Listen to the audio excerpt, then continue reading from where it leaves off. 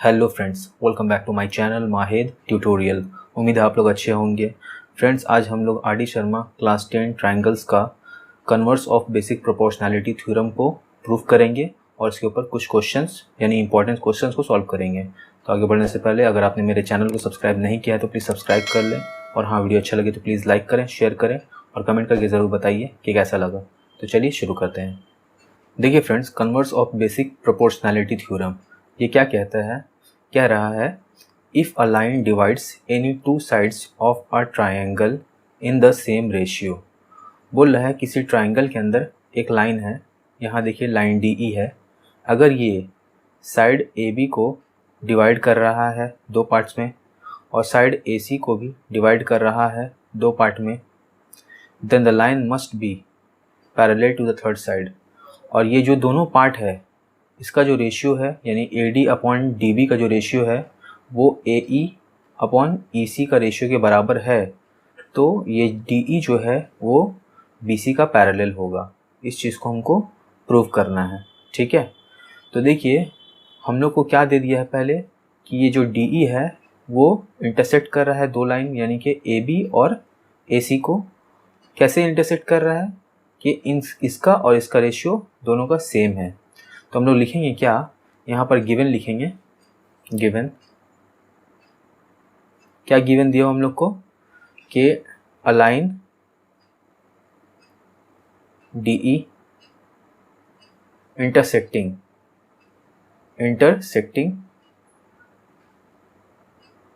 A B at D, ठीक है। मतलब एक लाइन डी ई जो है वो ए बी को डी पर काट रहा है एंड ए सी को कहाँ पर काट रहा है, पॉइंट ई पर, एट ई, ठीक है।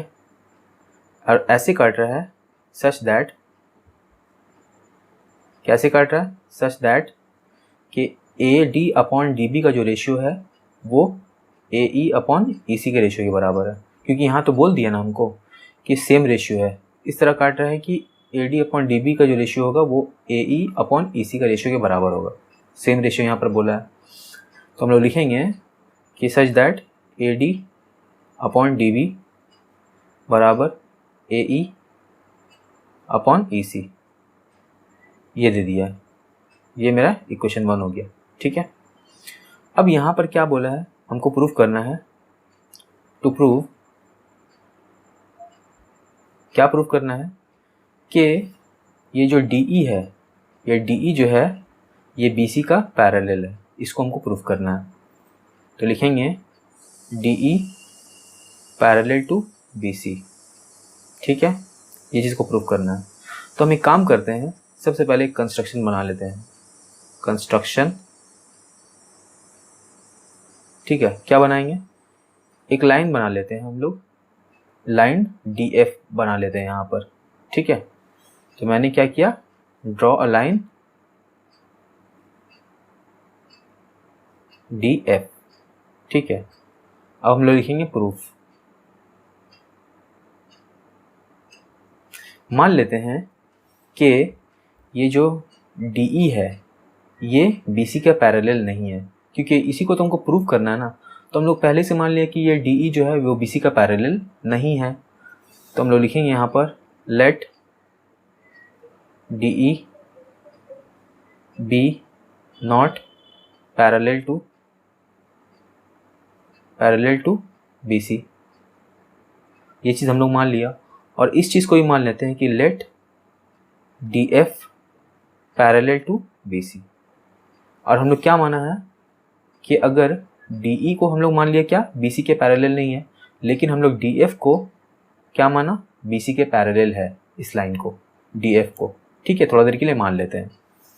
तो जब देखिए, जब ये और ये लाइन पैरेलल हो गया, किसी ट्रायंगल के अंदर दो लाइन पैरेलल हो गया, तो A D upon D B का जो रेशियो होगा वो A F upon E C का रेशियो के बराबर होगा। क्योंकि ये पैरेलल है इसीलिए ये दोनों साइड का जो रेशियो होगा वो इक्वल होगा। तो वही चीज़ हम लिखेंगे। तो जब हम लोग मान लिया है कि डी एफ बी सी के पैरेलल है, तो यानी कि A D upon D B का जो रेशियो होगा वो A F upon F C के बराबर होगा। ये मेरा क्या हुआ, सेकेंड इक्वेशन। देखिए AD अपॉन DB बराबर हो जाएगा AF अपॉन FC। ठीक है, वही चीज़ मैंने यहाँ पर लिखा है। अब क्या करते हैं, देखिए यहाँ पर AD अपॉन DB बराबर AE अपॉन EC है और यहाँ पर AD अपॉन DB बराबर AF अपॉन FC है। ठीक है ना। तो देखिए जब ये और ये चीज़ सेम है तो यानी कि ये जो AE अपॉन EC जो होगा वो AF अपॉन FC के इक्वल होगा। ठीक है, तो हम लोग लिखेंगे यहाँ पर फ्रॉम इक्वेशन 1 एंड 2, पहला और दूसरा से क्या हम लोग को मिला कि AE बराबर EC AE अपॉन EC बराबर AF अपॉन FC। ठीक है, ये चीज़ हमको पता चल गया। अब क्या करेंगे, देखिए दोनों तरफ में इसका 1 ऐड करेंगे तो AE अपॉन EC प्लस 1 बराबर AF अपॉन FC प्लस 1। तो ये क्या हो जाएगा, जब LCM लेंगे इन दोनों का तो ये हो जाएगा हमारा EC बराबर EC नीचे में रहेगा, यहाँ AE आएगा प्लस यहाँ तो नीचे में 1 है, 1 को EC से डिवाइड करेंगे तो EC आया और EC को 1 से मल्टीप्लाई करेंगे तो EC ही आएगा। उसी तरह यहाँ पर FC, ये FC को FC से डिवाइड करेंगे 1 को AF से मल्टीप्लाई करेंगे AF आया प्लस यहाँ 1 को FC से डिवाइड करेंगे FC को 1 से मल्टीप्लाई करेंगे FC आएगा। तो देखिए AE प्लस EC ये किसके बराबर है, देखिए AE और EC किसके बराबर है, AC के बराबर है ना। सही से देख लीजिए AE EC दोनों मिलकर क्या हो रहा है, AC बन रहा है। ठीक है ना। और उसी तरह AF और FC ये भी दोनों मिलकर क्या हो रहा है, AC हो रहा है। ठीक है, तो देखिए यहाँ पर क्या है मेरा, हम लोग लिख सकते हैं यहाँ पर AE प्लस EC बराबर AC अपॉन EC हो जाएगा क्योंकि ये दोनों मिलकर AC बना। ठीक है ना। उसी तरह AF प्लस FC ये भी दोनों मिलकर AC बना और नीचे में FC। ठीक है, देख लीजिए AF प्लस FC, देखिए AF प्लस FC दोनों को मिलाएंगे तो AC बनेगा, है ना। तो इन दोनों के बदले में, इन दोनों का जोड़ के बदले में हम लोग AC लिख दिया। तो यहाँ पर मैंने ये लिख दिया। अब देखिए AC ऊपर ऊपर कट जाएगा तो हम लोग जब क्रॉस मल्टीप्लिकेशन करेंगे यहाँ 1 है यहाँ 1 है तो FC और EC यानी कि EC बराबर हो जाएगा मेरा FC। तो ये एक चीज़ पता चला हमको। अब क्या करेंगे हम लोग, देखिए दिस कंडीशन, ये जो EC बराबर FC है ये कब पॉसिबल होगा, जब मेरा पॉइंट E और F दोनों सेम होगा। जैसे कि मैं यहाँ पर बता देता हूँ आपको, जैसे कि EC, ठीक है, EC और FC इक्वल है। कैसे इक्वल होगा, जब E और F दोनों सेम पॉइंट होगा तभी तो इक्वल होगा ना, क्योंकि यहाँ से यहाँ लंबाई और यहाँ से यहाँ लंबाई सेम कैसे होगा, जब E और F दोनों ही एक पॉइंट होगा तभी ना। इसका जो लंबाई होगा वही, अगर इसको हम लोग E मान लेते हैं तो EC का लंबाई जो होगा और थोड़ा देर के लिए इसको F मान लेते हैं तो FC का लंबाई, दोनों इक्वल होगा, है ना। तो हम लोग लिखेंगे यहाँ पर, लिखेंगे ये जो EC बराबर FC है, this condition only possible, this condition is only possible if E and F are same point, same point। तो जब E और F सेम पॉइंट हो जाएगा तभी EC बराबर FC हो जाएगा। ठीक है, तो हम लोग को दिया हुआ क्या था, हम लोग थोड़ा देर के लिए माना था ना, यहाँ पर देखिए लेट करके हम लोग लेट करके क्या माना था कि हम लोग DF पैरेलल टू BC है ना, इसको माना था। तो यहाँ लिखेंगे DF पैरेलल टू BC, कैसे, बाय कंस्ट्रक्शन के मुताबिक। ठीक है ना। लेकिन यहाँ पर मैंने क्या प्रूफ किया कि F और E और F जो है सेम पॉइंट है, तो यहाँ F की जगह हम लोग E लिख सकते हैं। ठीक है ना। तो DE और ये पैरेलल टू BC हो जाएगा, क्यों, E बराबर F। तो DE पैरेलल टू BC, यही तो प्रूफ करना था हमको, तो मैंने क्या किया, इसको प्रूफ कर दिया। ठीक है, होप करता हूँ आपको समझ में आया होगा। अब हम लोग क्वेश्चन को सॉल्व करेंगे। देखिए friends, question based on converse of basic proportionality theorem, मतलब बेसिक प्रोपोर्शनैलिटी थ्योरम का जो कन्वर्स है उसके ऊपर कुछ क्वेश्चन हम लोग सॉल्व करेंगे। ये एग्जाम्पल मैंने बुक से ही लिया है। एग्जाम्पल नंबर 9 क्या बोल रहा है, देखिए बोल रहा है P and Q are the points on the sides DE and DF of a triangle DEF, मतलब ट्राइंगल DEF, ठीक है ना। इस ट्राइंगल में PQ जो है क्या है, पॉइंट्स है। किस पर, साइड DE पर एक पॉइंट P है और साइड DF पर एक पॉइंट Q है, ठीक है। ये चीज़ बोला है। सच दैट DP बराबर 5 सेंटीमीटर, DP बराबर 5 सेंटीमीटर, DE बराबर 15 सेंटीमीटर, DE मतलब यहाँ से लेकर यहाँ तक कितना है, 15 सेंटीमीटर, पूरा 15 सेंटीमीटर हुआ। उसके बाद क्या बोला है, DQ बराबर 6 सेंटीमीटर, DQ बराबर 6 सेंटीमीटर और QF जो है बराबर 18 सेंटीमीटर, और QF जो बोला है वो 18 सेंटीमीटर के है, ठीक है ना। देखिए यहाँ पर PE का लेंथ है 10 सेंटीमीटर, DE का लेंथ हमको दिया हुआ कितना, 15 सेंटीमीटर, ठीक है। Is PQ parallel to EF, तो हमको बताना है क्या PQ जो है वो EF के पैरेलल है या नहीं है, ये चीज़ हमको बताना है। तो देखिए हमको क्या बोला है, ये दोनों पॉइंट है, DE पर P एक पॉइंट है और DF पर Q एक पॉइंट है, ठीक है ना। तो जब ये पॉइंट है, हम converse of basic proportionality theorem क्या बोलता है कि जब कोई लाइन, ट्रायंगल के अंदर एक लाइन जब ट्रायंगल के किसी दो साइड को इक्वल रेशियो में डिवाइड करता है तो वो क्या होगा, पैरेलल होगा ट्रायंगल के तीसरे साइड के, यही बोलता है ना। तो हमको क्या प्रूव करना है कि ये DP अपॉन PE जो है उसका जो रेशियो होगा वो DQ अपॉन QF का रेशियो के बराबर है। अगर ये प्रूफ हो गया तो यानी कि PQ ये EF के पैरेलल हो जाएगा, और अगर इन दोनों का रेशियो इक्वल नहीं हुआ तो यानी कि ये और ये पैरेलल नहीं है, प्रूफ हो जाएगा, ठीक है। तो हम क्या करेंगे, सबसे पहले देखिए जो हमको दिया हुआ वो लिख लेते हैं। गिवन क्या क्या है, DP बराबर 5 सेंटीमीटर, DE बराबर 15 सेंटीमीटर, ठीक है। उसके बाद क्या दिया हुआ, DQ बराबर 6 सेंटीमीटर और QF बराबर 18 सेंटीमीटर, ठीक है। तो देखिए हमको रेशियो जब लेंगे तो हम कैसे लेंगे, DP अपॉन PE का लेंगे रेशियो, है ना। लेकिन यहाँ तो मेरा PE का लेंथ दिया हुआ ही नहीं है, तो हम पहले PE का लेंथ निकाल लेंगे। देखिए क्वेश्चन में यहाँ पर कंस्ट्रक्शन में दे दिया है लेकिन क्वेश्चन में नहीं दिया है, तो हम क्या करेंगे, लिख लेंगे PE का लेंथ। PE बराबर क्या हो जाएगा, तो PE बराबर DE मतलब total length minus DP, DE minus DP, तो क्या हो जाएगा, यानी कि ये DE क्या है 15 है, माइनस DP क्या है मेरा 5 इज इक्वल टू 10 सेंटीमीटर, तो PE का लेंथ निकल गया। अब हम क्या करेंगे, रेशियो निकालेंगे DP अपॉन PE, ठीक है, इसका रेशियो निकालते हैं। तो DP का लेंथ क्या है 5 है और PE का लेंथ क्या है 10 है, तो ये 5/10 यानी कटेगा तो 1/2 आएगा। उसी तरह हम लोग क्या करेंगे, DQ और QF का रेशियो निकालेंगे, DQ अपॉन QF, ये बराबर क्या हो जाएगा 6/18, तो 6 1 6 6 3 18, तो 1/3। तो देखिए DP अपॉन PE का रेशियो 1/2 आया और DQ अपॉन QF का रेशियो आया 1/3, तो दोनों रेशियो क्या इक्वल है, नहीं है। तो हम लोग लिख सकते हैं कि DP अपॉन PE का जो रेशियो है इक्वल नहीं है DQ अपॉन QF के।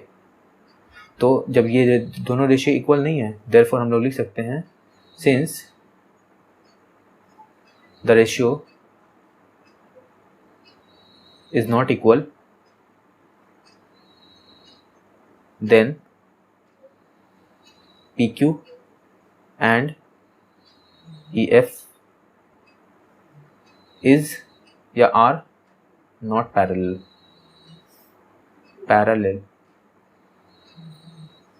ठीक है ना। तो ये चीज़ मैंने बता दिया कि ये दोनों जो ये PQ और ये EF जो है वो पैरेलल नहीं है, क्योंकि दोनों कॉरस्पॉन्डिंग साइड्स का जो रेशियो आ रहा है वो इक्वल नहीं है, इसीलिए।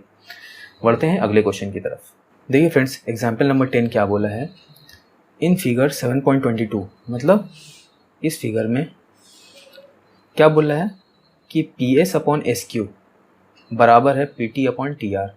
मतलब पी एस और एस क्यू का जो रेशियो है, यानी P S upon S Q का जो रेशियो है वो P T upon T R का रेशियो के बराबर है, ठीक है।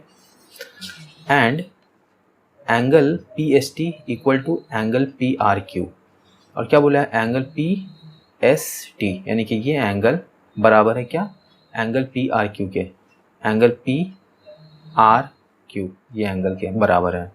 थोड़ा देर के लिए हम इसको समझ लेते हैं, ये 5 है और ये भी 5 है, सिर्फ समझने के लिए, ठीक है। तो क्या बोल रहा है, prove that triangle P Q R is an isosceles triangle. तो साबित करो कि ये ट्राइंगल पी क्यू आर जो है ये एक आइसोसेलिस ट्राइंगल है। आइसोसेलिस ट्राइंगल का मतलब क्या होता है कि वो ट्राइंगल जिसका कोई दो साइड इक्वल हो। तो ये साइड और ये साइड हमको अगर इक्वल क्या हो जाएगा, मतलब इक्वल हमको प्रूव करना है बेसिकली देखा जाए तो ये प्रूव हो जाएगा कि ये ट्राइंगल आइसोसेलिस ट्राइंगल है। तो देखिए, आइसोसेलिस ट्राइंगल में दो साइड इक्वल होता है तो दो एंगल भी इक्वल होता है। अगर ये दोनों साइड इक्वल है तो ये एंगल और ये एंगल भी इक्वल होगा, ठीक है। तो देखिए, हम लोग को जो दिया हुआ पहले उसको लिख लेते हैं। गिवन क्या है, गिवन दिया हुआ है कि ये P S upon S Q बराबर P T upon T R, ठीक है ना। तो जब ये दिया हुआ है तो यहाँ से हम लोग क्या निकाल सकते हैं, जब ये जो दोनों साइड है उसका रेशियो इक्वल है तो यानी कि ये एस टी पैरेलल हो जाएगा क्यू आर के। हम लोग लिख सकते हैं S T parallel to Q R, कैसे, by Thales theorem, sorry converse of Thales theorem, है by converse of Thales theorem, या फिर आप लोग लिख सकते हैं बेसिक प्रोपोर्शनैलिटी थ्योरम, ठीक है। ये चीज़ हम लोग लिख लिए। और दूसरा चीज़ क्या दिया, बोला है कि angle P S T is equal to angle P R Q, angle P S T बराबर एंगल पी आर क्यू, ये चीज़ दिया हुआ है, ठीक है। तो जब ये और ये मतलब एस टी पैरेलल है क्यू आर के, तो देखिए हम लोग लिख सकते हैं जब ये लाइन पैरेलल है तो ये एंगल और ये एंगल कॉरेस्पॉन्डिंग एंगल हुआ। तो हम लोग लिख सकते हैं क्या, एंगल पी एस टी बराबर एंगल पी क्यू आर, ठीक है ना। हम लोग लिखेंगे एंगल पी एस टी बराबर एंगल पी क्यू आर, क्यों, कॉरेस्पॉन्डिंग एंगल्स।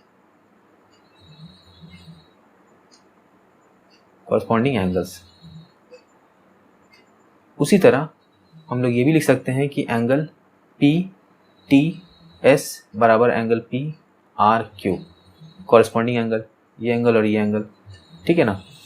हम लोग लिखेंगे क्या, एंगल पी टी एस बराबर angle P R Q, corresponding angles,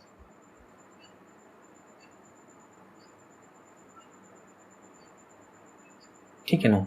अब देखिए मैंने क्या प्रूफ किया कि ये एंगल के बराबर है और ये एंगल के बराबर है। तो अगर ये एंगल 5 है तो ये भी एंगल 5 होगा, और ये एंगल 5 है तो ये भी एंगल 5 होगा। तो ये चारों एंगल तो इक्वल है। तो हम लोग जब ये चारों एंगल हम लोग दिखा दिए कि इक्वल है, तो हम लोग ये भी तो बोल सकते हैं कि ये एंगल के इक्वल है ना। तो हम लोग क्या लिखेंगे, देयरफॉर हम लोग लिख सकते हैं कि एंगल पी क्यू आर बराबर एंगल पी आर क्यू, ठीक है। ये चीज़ हम लोग लिख सकते हैं। तो ये चीज़ मैंने किया। अब देखिए, जब ये दोनों एंगल इक्वल हो गया तो इन दोनों एंगल का ऑपोजिट साइड्स जो होगा वो भी इक्वल होगा। तो हम लोग लिखेंगे यहाँ पर, देयरफॉर हम लोग ये भी लिख सकते हैं कि P Q equal to P R, क्यों,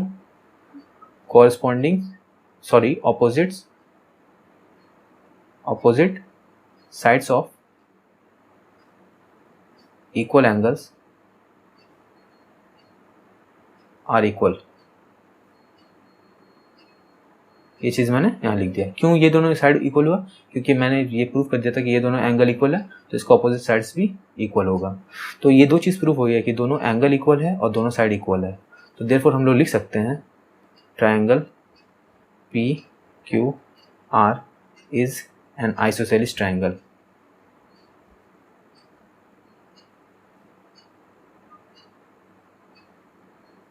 Proved. ठीक है, बढ़ते हैं अगले क्वेश्चन की तरफ। देखिए फ्रेंड्स, एग्जाम्पल नंबर 11 क्या बोला है। The line joining the mid points of two sides of a triangle is parallel to the third side.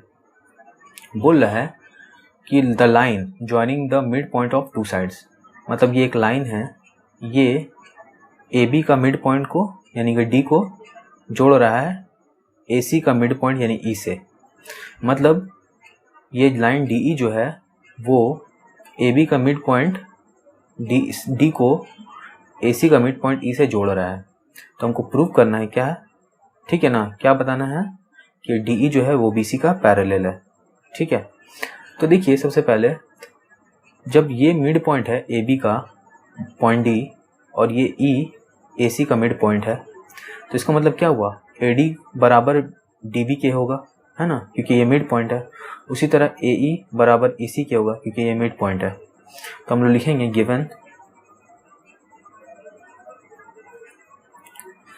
क्या लिखेंगे कि ए बी का मिड पॉइंट डी है, D is the mid point of A B and E is the mid point of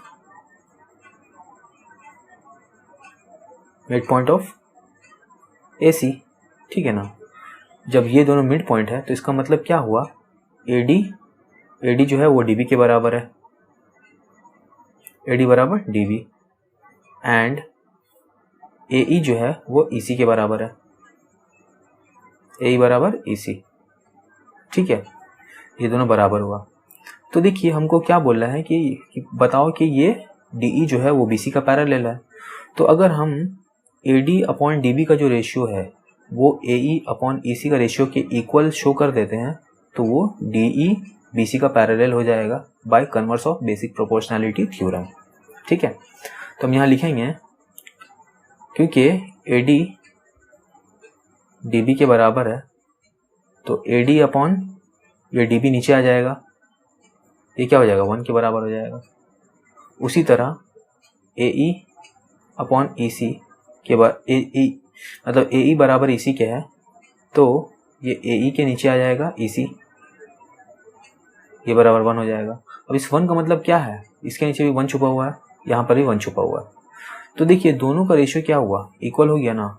A D upon D B का ratio 1:1, A E upon E C का ratio 1:1। तो हम लोग लिख सकते हैं therefore A D upon D B बराबर A E upon E सी, क्योंकि दोनों का रेशियो 1:1 है। तो जब ये दोनों रेशियो इक्वल हो गया तो हम लोग क्या लिख सकते हैं, हम लोग लिख सकते हैं कि डी ई जो होगा वो बी सी का पैरेलल हो जाएगा।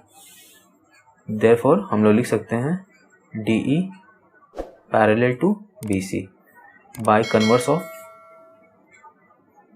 ऑफ थेल्स थ्योरम या बेसिक प्रोपोर्शनैलिटी थ्योरम। ठीक है, तो फ्रेंड्स आज यहीं तक रहने देते हैं। वीडियो अगर अच्छा लगा तो प्लीज़ लाइक करें, शेयर करें, मेरे चैनल को सब्सक्राइब करें। मिलते हैं नेक्स्ट वीडियो में, तब तक के लिए बाय बाय।